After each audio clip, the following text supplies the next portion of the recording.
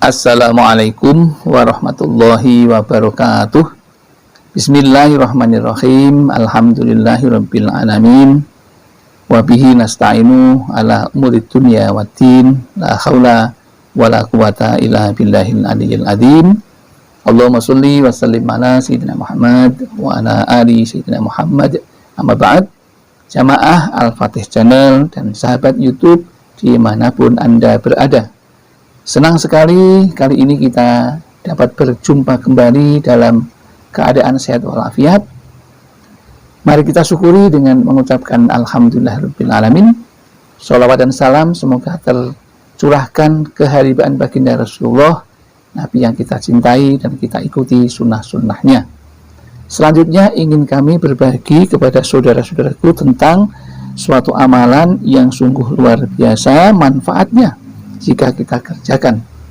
Namun sebelumnya izinkan kami untuk mengingatkan agar membiasakan diri Anda menyimak video-video kami dari awal sampai akhir, dan semoga mendapatkan kepahaman yang baik dan terhindar dari kesalahpahaman. Akan lebih baik lagi jika Anda berkenan untuk like, share, komen, dan subscribe pada video yang ingin kami sampaikan ini. Adapun judulnya adalah doa sebelum sholat agar bisa khusyuk dan berterima di sisi Allah Subhanahu wa Ta'ala. Yang pertama ingin kami bahas adalah salah satu perintah Allah Subhanahu wa Ta'ala yang hukumnya wajib adalah sholat 5 waktu. Sholat ini wajib dikerjakan dan tidak boleh ditinggalkan oleh orang yang beriman. Hal itu seperti firman Allah di dalam Al-Quran surat Al-Baqarah ayat 43 yang artinya, dan dirikanlah sholat, tunaikan zakat, dan rukuklah bersama orang-orang yang rukuk. Itulah perintah Allah. Dan perintah ini langsung diterima oleh Nabi ketika dalam keadaan Isra dan Mi'raj. Dan itu sebanyak 5 kali sehari semalam. Agar sholat kita berterima di sisi Allah, maka perlu melakukan sholat dengan kekhusyuan yang baik. Karena Allah menyukai orang-orang yang sholatnya khusyuk. Hal ini ada beberapa hal yang bisa kita lakukan agar sholat kita bisa khusyuk dan terkonsentrasi kepada Allah Subhanahu wa Ta'ala. Jadi pikiran tidak kemana-mana karena gangguan-gangguan setan yang tidak baik. Yang pertama yang perlu kita lakukan yaitu sebelum sholat ada doa yang sungguh luar biasa agar hati kita bisa menjadi khusyuk. Dan ini jika diulang-ulang, maka Allah pun akan mengabulkan permohonan kita tentang sholat yang bisa hatinya khusyuk atau fokus kepada Allah Subhanahu wa Ta'ala. Adapun doanya adalah sebagai berikut. Bismillahirrahmanirrahim. Allahumma inni a'udzubika min ilmin la yanfa' wa min qalbin la yakhsha wa min amalin la yurfa wa min nafsin la tasya wa min du'ain la yustajaba lah. Kami ulang lagi. Bismillahirrahmanirrahim. Allahumma inni a'udzubika min ilmin la yanfa' wa min qalbin la yakhsha wa min amalin la yurfa wa min nafsin la tasya wa min du'ain la yustajabalah. Sekali lagi kami sampaikan agar mudah dipahami. Bismillahirrahmanirrahim.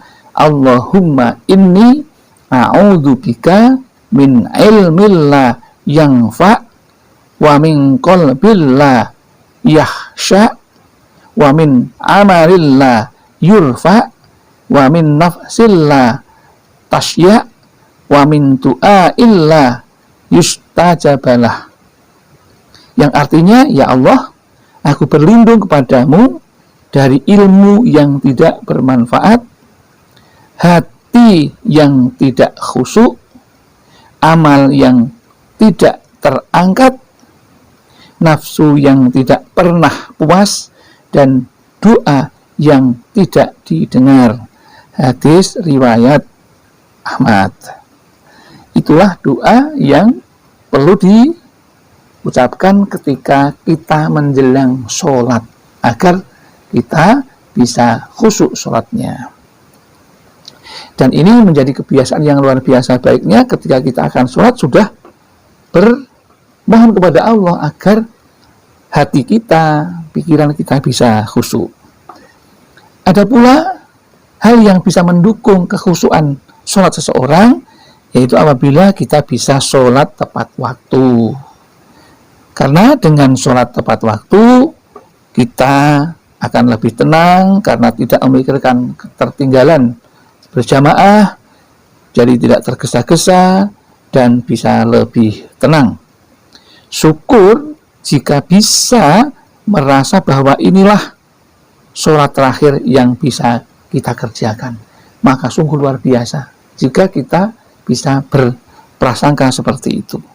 Kemudian niatnya juga harus kita luruskan dalam hati bahwa sholat itu dalam rangka mencari ridho Allah dengan menjalankan perintah Allah, yaitu perintah sholat, dan juga karena kita takut akan siksa dari Allah, dan semuanya itu dalam hati kita niatkan untuk hanya kepada Allah Subhanahu wa Ta'ala. Kemudian jika tempatnya juga bisa disiapkan yang baik, maka tempat juga akan mendukung kekhusyuan kita jika tempat kita itu nyaman, aman, dan bersih serta tenang. Kemudian akan lebih mengenal lagi jika kita bisa menghayati bacaan-bacaan sholat kita, ya, karena dengan menghayati apa yang menjadi makna dari bacaan-bacaan sholat, maka kita akan lebih terfokus lagi pikiran kita kepada Allah Subhanahu wa Ta'ala. Dan biasakanlah lidah kita untuk berzikir kepada Allah setelah sholat dan setelah maupun di luar sholat, ya. Demikian yang dapat kami sampaikan, mudah-mudahan ada manfaatnya. Ada kekurangan dan kekhilafan, kami mohon maaf yang seterusnya. Akhirul kalam, billahi taufiq wal hidayah wal inayah wal barakah. Wassalamualaikum warahmatullahi wabarakatuh.